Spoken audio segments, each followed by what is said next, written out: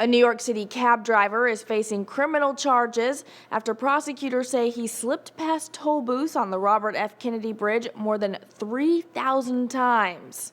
The Queens District Attorney's Office alleges Rodolfo Sanchez tailgated other paying drivers as they entered the bridge so he could pass the toll plaza before the gates dropped. According to WCBS, Sanchez snuck into the bridge from August 2012 to April 2014.